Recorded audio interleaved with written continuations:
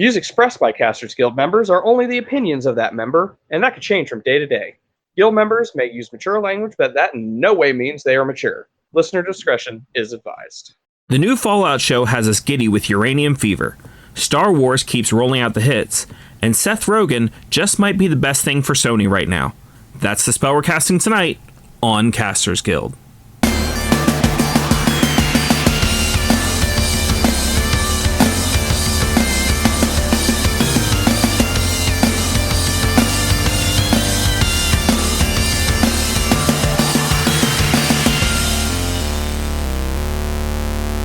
Thank you for tuning into this episode of Casters Guild. I am your Guildmaster Rick Perry, and my power armor could use a good cleaning. And I am your Guildmaster Baron Kane, and I guess I've been looking for a new job. So, bring it over. I guess I can give it a little spit shine. Yeah, we'll put it up on your rack, and we'll get it all taken care of. I have to do some scrounging around first, for a lot of adhesive. Oh, yeah. There's plenty of Wonder Glue. So much. As of the day of recording, the Fallout Amazon Prime series comes out tonight, and I am pumped. I know what I'm doing after we record tonight. Yep, I've heard some good things. I'm going to wait for work to calm down, and then I will be diving right into it myself. I've been waiting ever since the second trailer. The first trailer had me a little trepidatious, but I've been waiting ever since the second trailer. And, yeah. Yeah, I've learned real quick, never trust the first trailer. Yeah, I suppose that's true. Because, they want to get it out they want to get something out as quickly as possible. So, usually we'll get stuff with, the graphics aren't necessarily polished up enough. There's not a lot of information that comes out with it. And then you got to wade through all of the ding-dongs online that want to poop all over everything. Of course. Is there anything you're excited to hopefully see? The world. Like, for me, it's always the world that surrounds the character. Sure. So it's always fun to explore.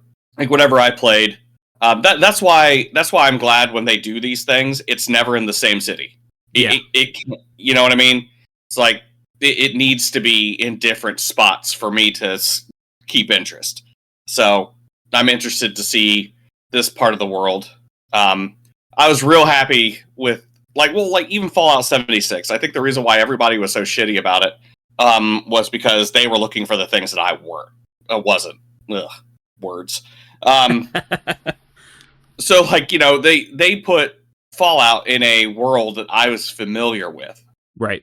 And it's like, I want to see how they do it. What their interpretation of this world that I am familiar with in real life, how do they see it? And I was pretty pleased. I didn't need anything else, The amount of research they put into those, the amount of time they actually spend going to these places and deciding how they're going to translate real world places into the game is really impressive.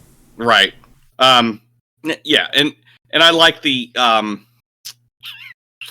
my gosh, the liberties they took with everything too, because you can't have that world without liberties. Yeah. Like Fallout 4, you are probably more familiar with the world that they built up around Fallout. No, wait. Yeah, Fallout 4. I'm more familiar with 3, but I have been to the places. Right, yeah, that's fair, yeah. I keep forgetting where Fallout 3 was set, but yeah. But so, playing those games, you have to be like, oh, okay, all right, I see what you did. Yep. So, now, this, and I think that this was a very calculated effort on the show's part. They are setting this where there are a lot of people that live in real life. Yeah. A lot of people are familiar with this area in real life. So I'm excited to see what they do with it. What a retro futuristic California would look like. I'm actually kind of wondering if they put in the equivalent of their Disneyland in there, even though there was kind of one in Fallout 4. Okay. Because Nuka World, I guess, is kind of. Yeah, I think that could be interesting. Is Nuka World their Disney, or is Nuka World their Busch Garden? I would probably put it closer to like a Busch Gardens, being that like it's owned by Anheuser-Busch, and yeah. Interesting. Well, I see now it's got me wondering. What is their Disney? What is their Disney? Yeah, I mean, it's interesting to try to think about when Fallout puts you in a world where their society didn't culturally advance past like the 50s, even though a lot of their technology did. Everything just kind of stagnated because of the war. Right. So, you know, what would be something that would get that popular, that would have a whole world built up around it? I mean, the answer's still Disney in our world, but right, yeah. But Amazon Prime is not going to put Disney. No. In fact, if they do put Disney in there, they're probably going to make it look in the worst way they can possibly They could use Steamboat Willie if they really wanted to. Public domain now. That's very true. That's very true. I'm just hoping it's as good as some of the fan projects I've seen, especially Nuka Break. I absolutely love that YouTube series. As a matter of fact, the same creators who created Nuka Break are working on another series as we speak that should release. Yeah. Their goal was actually to release it right alongside Amazon Prime's series, but it got delayed a little bit. But they're saying the last update video I saw was in the next couple of months they'll be releasing a new series that's like a continuation of Nuka Break. Oh, good. And where Twig is like 10, 15 years later. Good. I still love that character. Yes. The whole concept behind that character is so funny. If you haven't seen it, I haven't done a whole lot of links in description this season, but I will link Nuka Break in the description for this episode. You should see it, especially if you're going to be watching the new Fallout series. Check out, see what some fans did. Compare the two. Why not? But enough of Fallout. We're just sitting here talking about something that hasn't even happened yet. Let's talk Star Wars. There's a lot of Star Wars news right now. As so much that I'm not even sure where to start. You know what? Here's where we're going to start. We're going to start with the Disney parks. So a lot of cool new shit are coming to the Galaxy Edge parks, or have come to the Galaxy's Edge parks. There are now walking BD units in the Galaxy Edge parks. Oh, look at you. Look at you. We talk about the Roger droids once. We look up what their make and model is, and now you're an expert. Look at you. First of all, the BD unit, not the B1, the BD unit, I've always been an expert on. Yeah, that's fair. You're right. My bad. BD1 is my boy. Yeah, you're right. But they have 3 little BD units that walk around together with some human wranglers. Do they like grab people up and choke them like they do in like they do in that one show? No. They have Andor. In order to make it actually work, they have kind of fat bodies. Like they got like the little hardware unit in the middle of the BD unit is like way bigger, and it looks like they're barely staying on their feet. But it is still impressive that you have bipedal little robots just kind of walking around on their own. They're not like puppets; they're actual little droids. Okay, so they're not like gigantic with a person in them kind of thing. No, okay. They are the size you expect them to be, except for that middle part. That's kind of impressive, isn't it? I don't know how they keep doing this. And each one of the 3 has its own little personality, and they have special interactions, especially with different guests and different characters. That's cute. Yeah. I really don't know how they do this. Imagineers, man. Do you think maybe there's just like a camera on them and like there's just remote control people just chilling out somewhere? Oh, it's got to be. And it might not just be somebody chilling out somewhere. I mean, they do have human wranglers who are walking around with them. And who knows what they've got going on in their pockets as far as controllers and things like that. Can I turn it into a backpack? Not the ones that are walking around. That sounds like Quitter talk. But not only do we have the little BD units, but Ahsoka is now a walk-around character. Can I use her as a backpack? With consent. I don't see why not. Obviously consent. I was even going to ask the BD units for consent. Consent is sexy, Guildmaster Rick, and I always ask for it. But yeah, I mean, I don't see why not. Especially if she's training you. I mean, like, she might pull a Yoda. You never know. Oh, she's training me now, is she? Could be. I'm into it. But it's really cool. She's a walk around character now that you can actually meet. She's got interactions with Chopper, like and a couple of the other walk around characters. It's just more and more. They finally let go of this thing now that the resort is gone. Whatever that ship was called that you could stay in a resort, where they had to have the park be in like this set time period. They've let go of that, and now there are way more fun things you can do in these parks. Good. So they have, and not only is Ahsoka a walk-around character, but they've added Ahsoka to Star Tours. Mm-hmm. And a few other characters to Star Tours, which can just randomly show up on any given time that you ride it, which I think in the article I was reading leads to over 250 different experiences you can have on Star Tours. 250 different storyline variations. Yeah. Mm-hmm. Mm-hmm. But some of the variations, like I said, now include Ahsoka. They've got a variation that includes Andor. They've got a variation that includes Din Djarin and Grogu. And the only thing that really upsets me about that is I could ride it 50 times and never run into the Mandalorian, even though it's a possibility. Right. I'm always afraid that I'm gonna, like, if I was to do something like that, I'd get all the lame ones on my ride through. Yeah.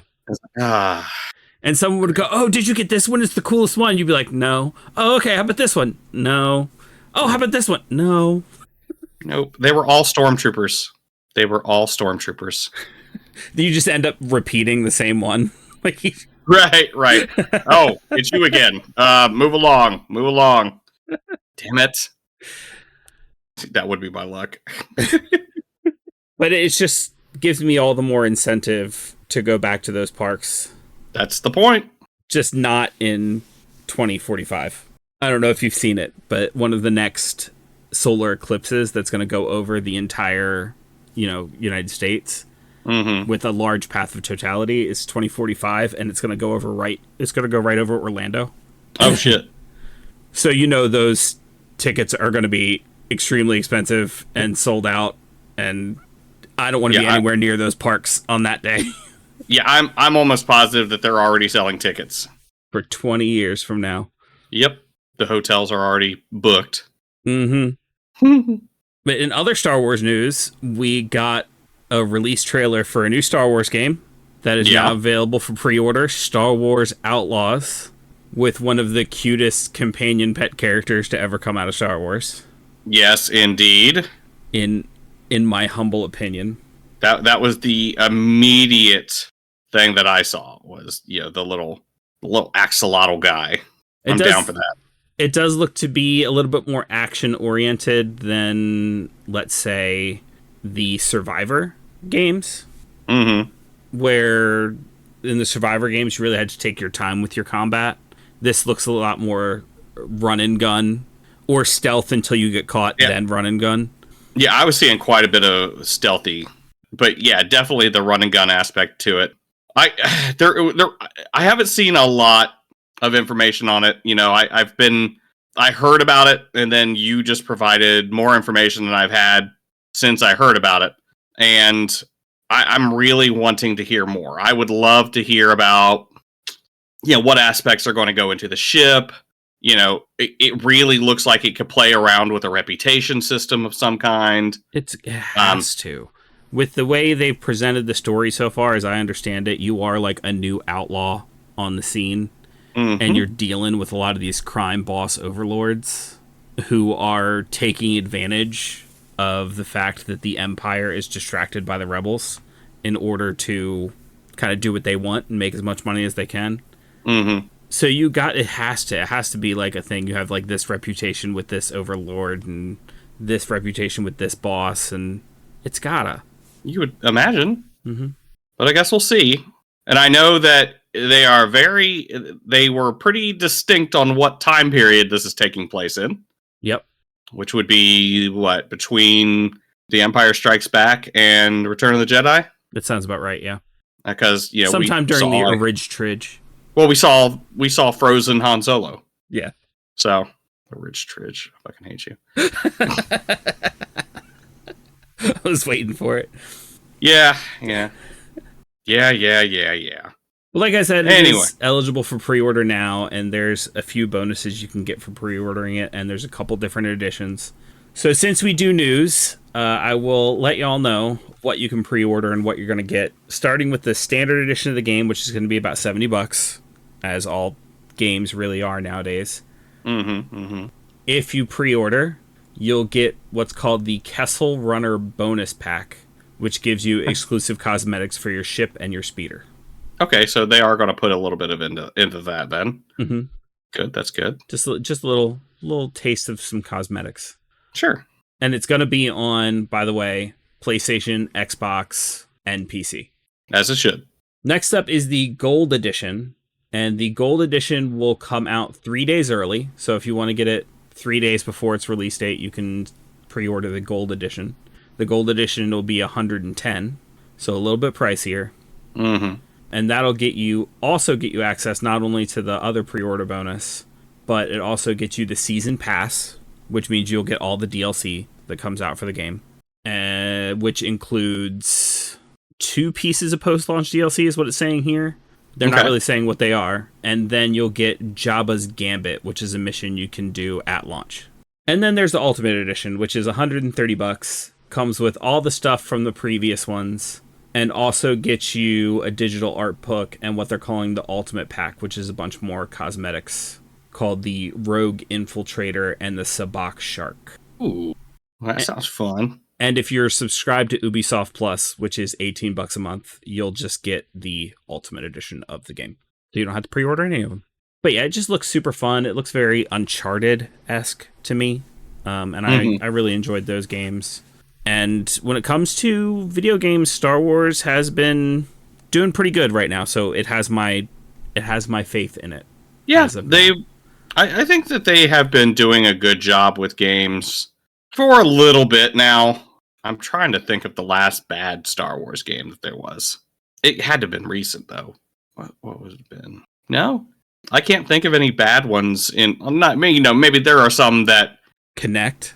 The Star Wars Connect game? I don't remember that one. Yeah, it was the 360 Connect add-on. It was pretty bad. Oh, okay. Well, if 360, though, that's not recent, for sure. No, definitely not. As much as we'd like to think it is. But, yeah, they've been doing really good lately.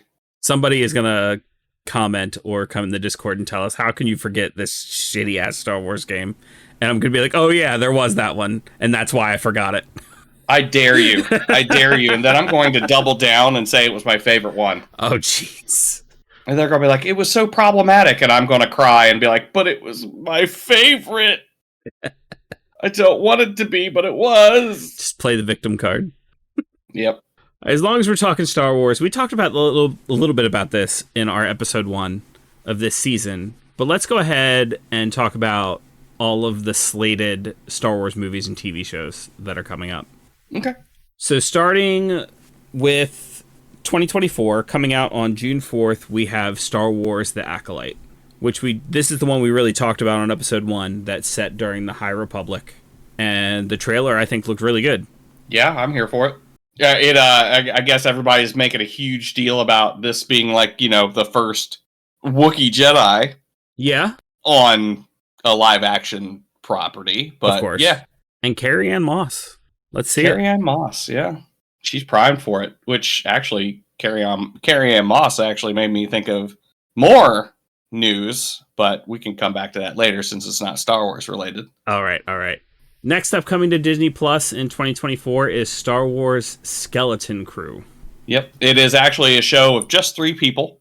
It is, they are covering the acting, the directing, They're really doing it on a shoestring budget. Yeah. Kind of hoping for good things here. But in all reality, we got John Watts, the director of the most recent Spider-Man movies, like that new trilogy. And he describes it as a throwback to 80s Amblin movies like The Goonies. And it's a group of kids set around the same time as The Mandalorian. Oh no. It's the mod squad from. I don't think it's the bike kids. It's the biker kids from the Boba Fett show. Oh no! Everybody's gonna be so mad, except for me because I love them. I was gonna say if it is, I'm here for it, but I don't think it is. I just think it's funny the unnecessary amount of hate that those people got. Yeah, it is a little nuts. I mean, when it comes to Star Wars, I feel like anytime something gets hate, it's always to an unnecessary level. Right. Yeah, that's fair. It seems like online hate keeps getting louder and louder the older I get. Maybe it's just because I'm just more sensitive. Yeah. Turn down that hate speech. Yeah. Oh, no. Oh, my God. We're the exact opposite of our grandparents. Yeah, yeah, it's because, we didn't grow up with all that lead paint. Right. Yeah. Our grandparents. Yeah. N-word. It's like, wait, Grandpa, no. No. We're like, be more inclusive. For some reason, we pissed just as many people off. I don't know why. All right. In 2025, we're getting Andor Season 2, which will be a 12-episode run and will be the end of the series. That's all that's planned is this second season. Fair. I mean, it obviously has an end. Mm-hmm. Yeah. I did not think I was going to like Andor. Straight up. I did not think I was going to like it at all. Same. And I think I gave it a fair shot because of your review of it. Mm-hmm. That's good. Oh, good. I don't know. Do I wanna make the bold claim that it's the best Star Wars show? I think I'm kind of floating around that too. It's such a crazy thing to say without a Jedi in sight as well. Right. I mean, let me tell you, I love The Mandalorian. Yeah. Don't get me wrong. It's that one's the one that's easy to love, right? Like you can openly be like, I love The Mandalorian. It's such a good show. Right. But like to openly say Andor's the best Star Wars show. See, I'll say The Mandalorian is all about twiddling my nethers with fan service. Right. That's what it's good for. Yeah. Andor was like, okay, there's fan service in Andor, but it's like you almost had to look for it. Yeah. You know what I mean? And then on top of that, it had fan service. It's like you gotta be a big time fan in order. Yeah. And then you had all that heavy cyberpunk feel to it. Like, I mean, this was a cyberpunk movie, 100%. Yeah. You know what? I'm gonna do it. Guild Decree. Andor is the best Star Wars show. There it is. So don't at me. It's a Guild Decree. You can't argue with me, people. Yeah. It is a Guild Decree, and one that I can't even think about trying to veto, which I don't have the power to do. So, needless to say, I'm excited for Season 2. I hope it'll be as good as Season 1. Yeah. I mean, again, it's kind of... I'm excited for it. Right. I'm excited. Moving on to 2026. The Mandalorian and Grogu is a movie that will be coming to theaters.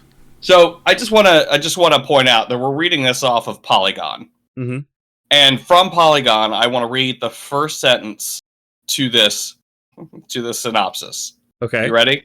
And in fact, I'm only going to read the first part of the first sentence of the synopsis. Okay.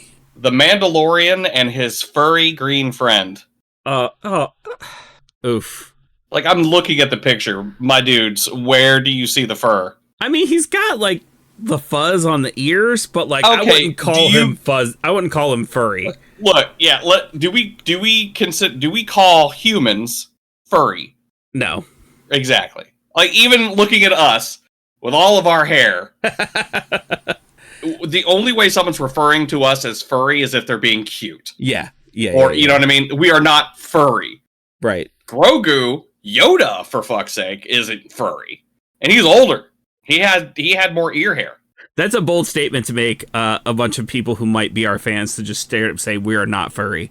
I mean, I didn't say we weren't furries. I'm just saying maybe you should clarify. No. We love our furry community. I love my furry community. I don't want to speak for Guildmaster Rick. I know the furry community gets a lot of hate unnecessarily. I, for one, will stand up for our furry community. I respect the furry community out of fear. We don't kink shame around here. Yes. I mean, like, don't get me wrong. I definitely don't hate them, and I definitely don't think they deserve shame. But the strongest feeling I have toward the furry community is respect from fear. Yes, yes. Also, I want to clarify, when I say we don't kink shame, I'm not saying that all furries are a kink. Right. But there is definitely a subsect of furries that treat it as a kink, and those are the ones that I'm afraid of. I'm afraid of anyone who's got the money to buy a suit like that. 100%. Yeah. 100%. If they made it themselves, I'm still just still as afraid, because that's a level of skill that I am never going to have. Right. But yeah, definitely not Grogu, definitely not furry. Definitely not. But being that The Mandalorian does not have another season announced, I feel like this could wrap up their story. This movie. I think this is it. Yeah. I think it should, honestly. Sure. It needs an end too. Yeah. End it while it's still good. Don't let it fizzle out. Yeah. All right, then we got Undated. So ones that don't have a release date, we've got Ahsoka Season 2. I thought the first season was okay. Yeah. It was definitely worth a watch. Like, it wasn't like, oh, I love this show, but like, it's definitely worth a watch. It's getting to the point where I feel like a lot of these shows, like you got your shows that look like they really put a lot of thought into it, a lot of effort. And then you got some of these shows that it looks like they ran through an AI script writer. And then you got some shows that looks like a little bit in between. And that's what I feel Ahsoka was. Okay. It felt like someone ran it through a AI script writer and then they polished it up. You know? I do. Also, I'm very reluctant for Skull and Hati, given the recent death of the actor. Sure. Though fans have put forward Liev Schreiber as a, an acceptable replacement. Sure. Or stand-in, I should say, for I can't remember his name for the life of me. But either way, let the actor play the character and don't do the thing where you put a computer-generated face over his face. Right, which is what they, obviously in The Mandalorian, they should have did that for Luke Skywalker. They could have. Yeah. I think a lot of us were like, why don't they get, Bucky Barnes, the Winter Soldier, come in and play a new, which they could have. He was about the right age, too. Yep. Right? I think that's right, yeah. Sure. But yeah, that would have been perfect, but no. I really enjoyed David Tennant's character. Yeah. I think one of the reasons I didn't get super into it is because I never watched the animated series, The Clone Wars or Rebels. Mm-hmm. And it was obviously chock full of references to those. It was. Even David Tennant's character. So I probably would have liked it more if I'd have watched those, but who knows? I'll still probably watch season 2. I'll probably watch season 2. Next up, we have an untitled, and I apologize for butchering the name, but it's an untitled Sharmeen Obaid-Chinoy Star Wars movie, who directed Miss Marvel. Which I loved. Again, that's another show that seemed to get a lot of hate. Too much hate. I will also say that is another show that seemed like it got put through a little AI script writer, and then they polished it. But it didn't deserve the hate that it got. No, definitely not. This movie was apparently originally supposed to be Damon Lindelof's Star Wars movie, but Damon got replaced. And it is, according to Polygon, the new Star Wars movie that will be set in a new era called The New Jedi Order. That will be more than a decade after the events of Episode 9. So Rey is coming back and trying to rebuild the Jedi Order. I'm seeing, too, that Daisy Ridley is apparently pushing very hard for Finn to come back as a Jedi. Yeah. And I'm like, yes, please. Yeah, let's get some of that Lego Star Wars canon. Right, where exactly. where Finn is Rey's apprentice. And Daisy Ridley has also said in interviews that she would not have signed on for the new movie if she wasn't excited about the script and what they plan on doing with it, which gives me a little bit more hope. I think I will. I mean, I don't have any reason not to trust her, but I don't have any reason to trust her either. Whenever anybody says that, my first thought is, okay, but I'm sure if they threw enough zeros your way, you would be that script is going to get a little armor for your approval there. Right, that's fair enough. Next up in the undated, we have an untitled Dave Filoni Star Wars movie, which is said to close out the interconnected stories told in The Mandalorian, The Book of Boba Fett, Ahsoka, and other Disney Plus series. Also, this is supposed to finish it all off. Yeah, this is supposed to bring them all together and finish it off, and also within, the New Republic, yeah. The Star Wars Endgame, as it were. Yes. Indeed. With the big difference being, instead of a bunch of movies leading up to one big movie, it was a bunch of TV shows leading up to one big movie. Which I think that's kind of what they were making us think the Marvel situation was supposed to be. Right. Like with all the Disney Plus shows coming out, it was like, oh yeah, all these Disney Plus shows, and it's all going to culminate into a big movie. I was like, nope. We get a shit ton of movies, a shit ton of TV shows. It's all going to culminate in Deadpool 3. God, you know what? I'm going to interject a little bit because you brought it up, and I'll forget about it. Okay. There has been some tweeting or Xing or whatever the kids are calling it. Elon Musk wants us to call it posting? Which is stupid. Tweeting. Because, like, okay, we're going on a tangent of a tangent right here, but how many companies try so hard to enter their own word into, like, our lexicon, like, where you don't call them tissues anymore, they're Kleenex, and you don't search something anymore, you Google it. You know, Twitter did that and was like, people were tweeting. And Elon Musk comes and buys it and like, nope, call it posting. The same thing it is on every other site.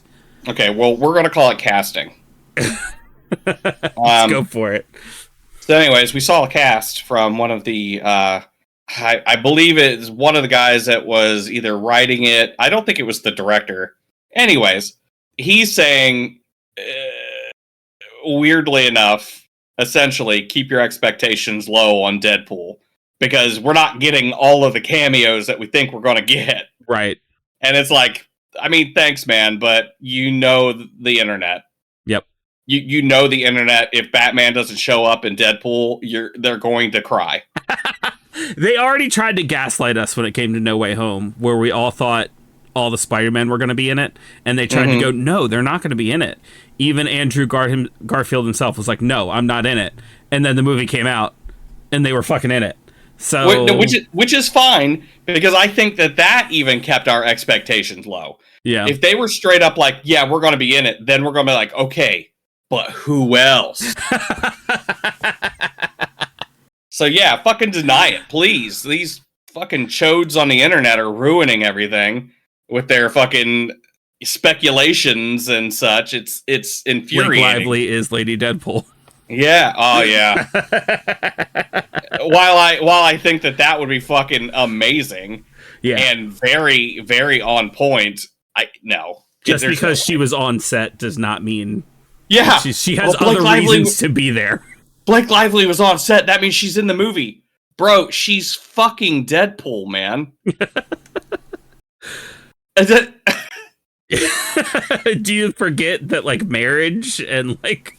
She has had children with Deadpool. So yeah, man, she's there. God.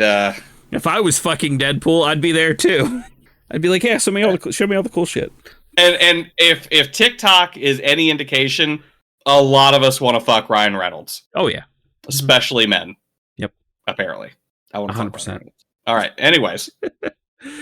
But yeah, so apparently this movie not only is bringing together all those shows, but it's looking in to fill lore gaps about the return of Emperor Palpatine and the rise of Snoke. I don't know why we need that, though. I thought that Oscar Isaac finished it for us. Somehow. Just, you know. Somehow reasons. Palpatine returned. Yep. That's it. That's all we needed. Somehow. We didn't really get a rise of Snoke, though. Ew, who does, though? Gross.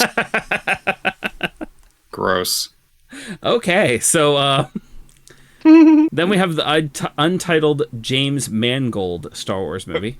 This is the one that I am very interested in. With the way it is being described, Like, the director, James Mangold, said at Star Wars Celebration, and I quote, "A biblical epic like the Ten Commandments about the dawning of the Force." Yeah, I'm here for it. Set 25,000 years before the Tridge. Right. About the dawn of the Jedi. I'm in. Yeah. Yeah, I'm in for it too. And in case anybody's like, 25,000 years, you guys really don't know how deep back this shit goes. There's an unreasonable amount of history with this whole thing. Not to mention when them basically resetting the canon and turning everything into Star Wars Legends, it's their chance to rebuild that canon literally from the start. Right. Which I think kind of needs to happen. Yeah. Also, James Mangold. Yeah. And if anybody, you know what? I don't want anybody to give him shit for Dial of Destiny. I liked Dial of Destiny. Better than Crystal Skull.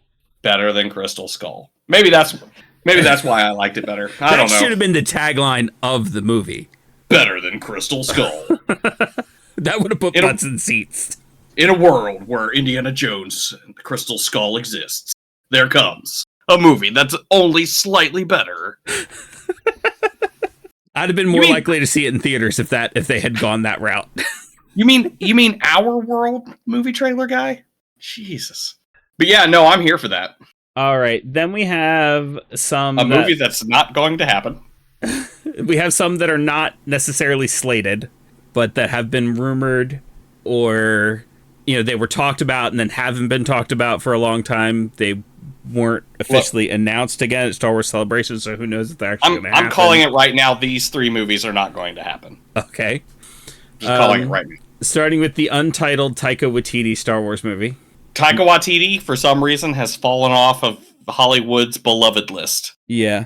He's not going to be doing it. Then we have Lando, which was originally supposed to be... It's not going to happen. It was originally supposed to be a spin-off show, and it hasn't been officially announced to be canceled, so they never said they're not going to do it after they initially said they were going to do it, but... And I'm saying this, Donald Glover, someone who should be on Hollywood's beloved list, is also not on Hollywood's beloved list. Yeah. They're not going to bend over backwards to make this happen, even though they should. He's the best thing to happen to Lando Calrissian since the original Lando Calrissian. I just don't see it happening, sadly. Yeah, I mean, I think they saw the reception of Solo and went, nah. Yep. And then Sean Levy says he is making a big Star Wars movie. Even though it was not included in the 2024 announcement. Correct. And he says he hopes it will have a big heart. Which means that automatically is not going to happen. Calling it like it is. Yep. But that's all the movies and TV shows that are either confirmed, slated, or rumored right now. I shouldn't say everything that's rumored. I'm sure there's some corners of the internet where they're generating their own rumors for movies and TV shows that have absolutely no basis. Sure. But that's the ones I found. But you know where you can usually find really cool Star Wars stuff? At Disneyland and Disney World? No, better shit than that. Oh, really? tvillain.com. T-Villain is a t-shirt site where you'll find a killer limited edition shirt being sold for $13 only while supplies last. Every Monday, the site features a new design by a new artist. We would tell you what's featured right now, but by the time you hear this, it's already changed. They choose the most ingenious designs that reflect everything evil and villainy, as well as works pertaining to anything artistic, pulp style, lowbrow, pop culture, TV, movies, music, video games, comics, etc. All things cool and evil, basically. To check them out and help out Casters Guild, click our link in the description. All right, now, since you've been holding on to it the whole time I was talking about Star Wars and all the way through that T-Villain ad, go ahead and tell us the thing that you were holding on to that Carrie Ann Moss reminded you of. So, the Matrix sequel. We're getting a Matrix sequel. And the internet is already ablaze with anger and frustration. Of course it is. Surprise, surprise, surprise. Only because the Wachowskis aren't going to be directing it. Okay. Even though one of the sisters will be the executive producer, which is arguably has more control than a director. But I believe, let me figure out exactly, Lana Wachowski is going to be the executive producer. Now, I don't know Drew Goddard right off the top of my head, but he's going to be the director. He wrote Cloverfield. He wrote The Martian. Cloverfield, The Martian, Cabin in the Woods. What did he have to do with Cabin in the Woods? Wait, did he write books? I mean, he's generally a screenwriter, probably had some sort of writing credit on it, if not the writer itself. Right. But he was at least involved in these things. Right. But let's see. He wrote for The Good Place. Oh, he's the executive producer of The Good Place. Okay, this is cool. He was an executive producer of the Daredevil TV series with Matt Cox. All good shit. Executive producer of Cloverfield Lane, The Martian, Lost, Alias was a producer. Yeah, he's been involved in some big things. Big things. What did he direct? Let's see what he directed. He's got a big dick resume. Yes. Oh, he directed, I'm assuming, 4 episodes of The Good Place. He was a director of Cabin in the Woods. I thought someone else directed that. They must have wrote it. But he was also the director of Bad Times at the El Royale. Oh, good shit. Yeah. I'm dubiously excited about this. I didn't hate Resurrections. I was very much in the camp of, why does this movie exist? Okay. Like, why did we go back? Mm-hmm. But I didn't hate it. Sure. So I'll probably end up feeling the same way about this one. Yeah, that's fair. Yeah, I think my thing with Resurrections was, you know what? That's another one where I was like, okay, did you just ironically ask an AI to write a script for this? Because it doesn't feel like there was really much. And then poor Keanu Reeves is like, dude, did you just get back from John Wick and you were like exhausted? And you're like, okay, you know what? Instead of fighting, I'm going to force bubble you away. Which arguably he would be able to do. Right. And, maybe not a bad idea to do, instead of keeping them in close combat like that. But also one of my favorite things to do in like Fable or, Star Wars games, to force bubble people away. But anyways. But a lot of people are like fucking worried because the Wachowskis aren't directing this. And it's like, okay, while I didn't hate Resurrections, it probably could have been better. So maybe let's give this a chance.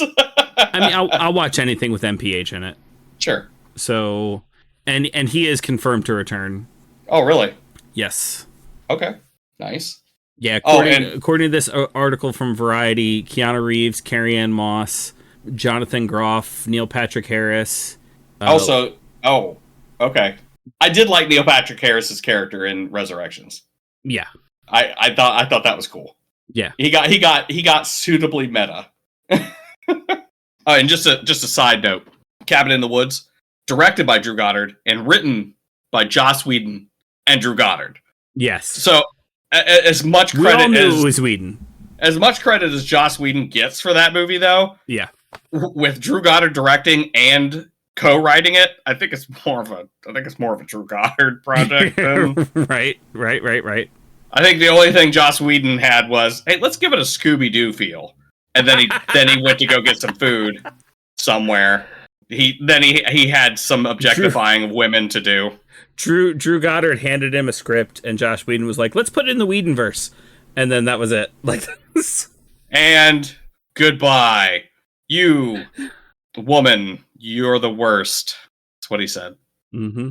It's quote Joss Whedon quote, you woman are the worst, end quote. Skill decree. Wow. No, it's not a guilt decree. We're getting a little fast and loose with him now. I'm not going to get Joss Whedon suing us for slander or libel, depending on where you hear about this. Though, I will say, it would get us an awful lot of attention. I don't think we could afford the lawsuit, though. So Nope.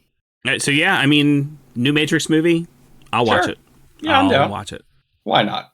I know we're a little behind because we didn't put out a normal episode last week. I hope you have been listening to our Daggerheart playthrough, though, as we had a ton of fun with it. I have not been. I was there for it. But I hope our listeners have. It was a lot of fun. Yeah. But in that meantime, I watched X-Men 97. I, too, have watched X-Men 97. And it was as good as I expected it to be. Sure. Yeah. Yeah. Which And is a lot to of say, people... I don't think it was anything amazing or groundbreaking. But it was good as a show from 1997. Yeah. I will say this. I think it was better, purely based off of my opinion of the animation. Oh, okay. Yeah, I'll give you that. As far as the storylines go, yeah, it's the same. Yeah, it's ripped straight out of soap opera style. Sure. Yeah. And I don't have any complaints about that. That's fine. That's what I wanted. In fact, actually, they are ripping straight from some classic comics now. Like straight from that the Storm and Forge thing. That's a big deal kind of thing. Right. So I'm excited to see where that goes. Also, I really enjoyed the Motendo episode. That was fun. Right. Yeah, and all the hate that it got from people who are like, not my Gambit. Fucking grow up. That was fucking Gambit. That is 100% So my dude, Gambit. that was your Gambit. Sorry. Who was your Gambit? What imaginary Gambit did you make up that you made yours? Because that's the most Gambit's ever been. Oh my god! So the funniest thing I think I saw online is people trying to argue that the cutoff shirt. Mm-hmm. They're like, oh, maybe in the 80s and blah blah blah blah blah. I was like, dude, have you not seen Airheads with Adam Sandler, Apparently who wore a fucking cutoff crop top kind of shirt through the whole thing? That was a mid 90s going into late 90s shit too. In fact, I wore crop shirts in the mid 90s. To be fair, I was in like first and second grade, but I still wore them. I wore crop top shirts because I played football. Yeah. And those are the easiest things to wear because you do not, anybody listening to this, if you're dumb enough to be playing football, do not go shirtless underneath your pads. One, you're going to rip your nipples off and it's going to hurt. Jesus. And it's going to chafe you. It sucks. You wear a teeny tiny shirt under it and it lets your belly out so that it can breathe and it's nice and cool. So you keep your nipples and you get to not have heat stroke. That is how it started, yeah. Yeah, it was a sporty thing. That's what it was. The whole crop top shirt for dudes was always a sporty thing. Whenever you saw it in movies, it was, some boxer, Carl Weathers, or some dude that was in high school that was, probably playing football, Johnny Depp in Nightmare on Elm Street. It was quintessential to men. It was manly to wear a fucking crop top because they were like, that dude, he's doing things. He's showing off them abs. Yeah, he's probably getting a concussion later. Yeah. Look at him go. So yeah, just suck it up, everybody who wanted to complain about it. Yeah. It ain't right. Crop tops are quintessential manliness. Guild decree. Decree. Yeah, I'm sticking with that one. That's a much better one. I like that one a lot more. Thank you. I had to lay it down there though because I was really going to go back to the Joss Whedon one. So I needed to shut that door. And now for something completely different. Yay! Old Gods of Appalachia have announced a new tour. Oh, hot damn. Which they're not coming through Appalachia at all. They're not coming through near Tennessee where I am this time. So I'm not sure if I'm going to be able to catch them this time. But they are coming straight through Columbus, Ohio. Hot damn. I'm going to have to catch that. So there is a whole list of tour dates. If you're interested in Old Gods, which you should be, go check out the tour dates. Specifically, they're coming to Columbus, Ohio on August 25th. I will say I went to their show last time they were on tour, and I was not a fan before going to that show. I went because my wife wanted to go, and it turned me into a fan. They put on an excellent show. I like listening to their show. I can't imagine how a live show would be any different for me. In other news, Kevin Smith is coming out with a new movie called the 4:30 movie. What time's it go on? One would assume 4:30. It doesn't sound late. The film has been acquired by Saban, which should be good news if you're a Kevin Smith fan, because they also did the Jay and Silent Bob reboot, which was pretty good. and did well in theaters, which is probably why they got this one too. The blurb I have here, and reading this off of Geek Tyrant, is set in the summer of 1986. The coming-of-age comedy follows three 16-year-old friends who spend their Saturdays sneaking into movies at the local multiplex. But when one of the guys also invites the girl of his dreams along to see the latest comedy, each of the teens will learn something serious about life and love before the credits roll. So is this insinuating that the movie is taking place through the course of a movie? I think so, yeah. I mean, and like, it's classic Kevin Smith just writing what he knows. Right.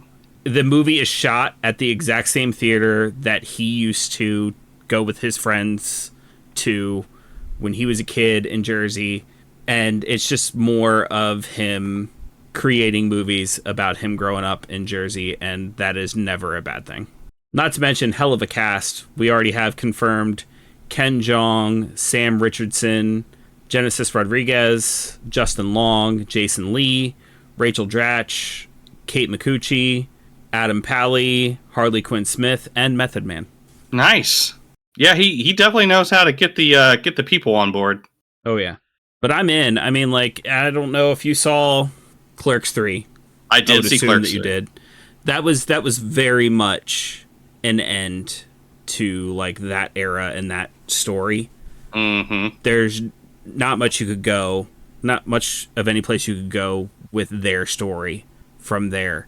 Yeah. So I feel like we could be seeing the start of a new story, maybe even a new whole set of movies that goes through a new part of Kevin Smith's life. So we'll see, but it should be good. Yeah. I think that he's probably, well, I'm not saying this, to think that, whatever he was doing before was old and stale or whatever, but it definitely has run its course. So I'm interested to see him tackle a new, not franchise, but kind of just a new, a new course, a new path. Right. So, yeah, he's definitely proven himself time and time again that he's a capable storyteller. So, in other movie news, we've got Sony once again sticking anything to the wall to see what sticks when it comes to Spider-Man. But I think this one might take. That's a bold statement, Cotton. It's looking like Seth Rogen is writing and producing an animated Venom movie. I've seen that. That is happening. I will say that anytime someone says anything about Venom, I am automatically dubious. Sure. Automatically. Seth Rogen being involved, though, with a lot of the shit that he's been doing for geekdom lately, It's like, I'm dubiously down right now. But then Sony's involved. Right. Which but makes it is me dubious. animated. Wow, fuck, you're right. It's You're animated, right, it is animated, and you've got Seth Rogen behind it. Which I think their best move will just be to, and I can't believe I'm saying this, a teenage Rick would kick my ass for saying this, but I think they should just throw the comics out. I will also make a bold statement. Every time they do a Venom movie, anytime they do a Venom related thing, they throw the comics out. Yeah. There hasn't been a single accurate Venom in live action or cartoon that accurately portrays how the Venom symbiote got to Earth. Right. And I think that's one of the reasons, if they're going to jump straight to a Venom movie, they can't do it the way it was done in the comics. I feel like there's a lot of build up to Venom and a lot of the story before the symbiote attaches itself to Eddie Brock to become like its own separate thing. And if we're going to jump straight into a Venom movie, if you're going to tell it the way the comics did, it feels like you're either going to rush that or just turn it into a montage or like assume. Now, the only way I would be cool with it is if like we just assume the audience already knows the backstory. Kind of like almost the way No Way Home, not No Way Home, that wasn't the first one, Homecoming. Almost the way Homecoming did with Spider-Man, where they didn't have to show you the spider bite because we've already seen it. Mm-hmm. If they just treated Venom's origin story as, we don't need to do an origin story. This is just Venom being Venom, and then just like kind of make reference to it, I'd be okay with that. But honestly, whatever it takes to let Seth Rogen do Seth Rogen's thing and let the animators that Sony has do their thing, because they both can do awesome things. Don't handcuff them with something that's going to stop them from doing what they need to do. Right. And if they do that, it'll be good. Yeah. No, I can agree with that. I just, again, I'm just kind of, I'm going to say this. I don't care how they introduce Venom. Again, I'm not a huge Venom fan. For them to accurately portray Venom, his origin, we would need to go to Secret Wars. Right.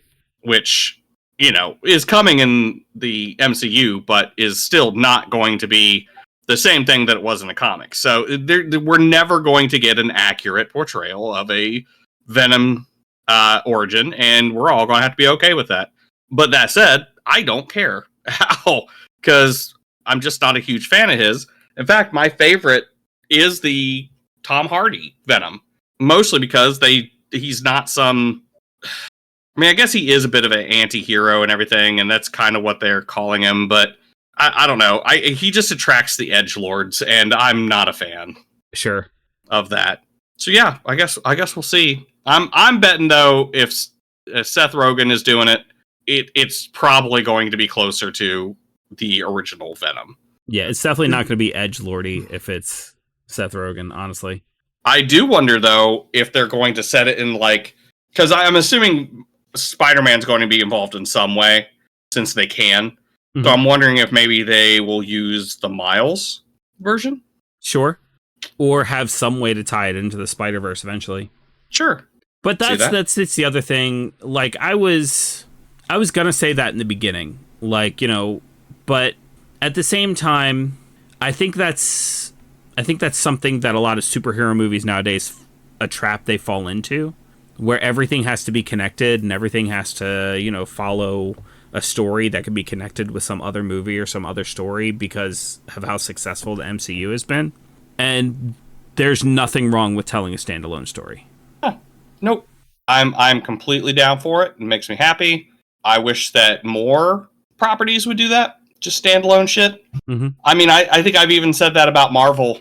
Well, I've straight up said that with DC because they have their Elseworlds thing they can do. Right. And that's what they should have been doing from the get-go to be different from the MCU, but still just as relevant and popular. Mm-hmm. But I think that Marvel could, especially now with the multiverse stuff happening, they could absolutely do that. Absolutely. Where was I going with that? Yeah. So yeah, no, I think that any superhero-centered property could do that, and would love to see more of it. Well, hell, DC, the DC cartoons that they do. Yep. Literally every single one of them are standalone. Why not? And Why not? It leaves less of handcuffs. You know, it leaves it more open for Seth Rogen once again to do his thing, the animators to do their thing. It doesn't have to look like the other animated movies. It doesn't have to tie into that story somehow. Just let it be what it is.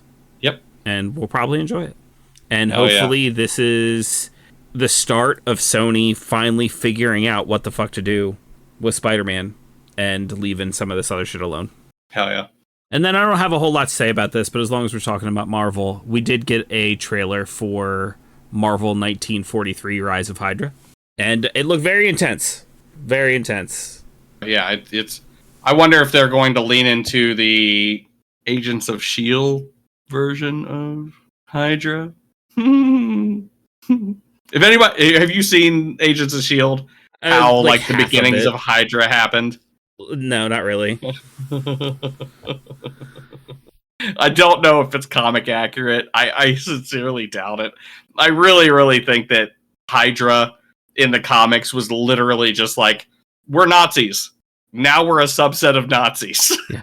Like super Nazis. Right. Right. Like we're Nazis, and then there's Nazis over here, and then Hydra, super Nazis. Right. In Agents of S.H.I.E.L.D., it's we're a secret society that is controlled by a tentacle alien.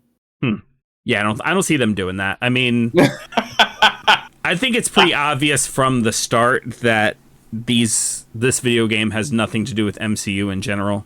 But we definitely have some Captain America versus Black Panther action going on. Nice.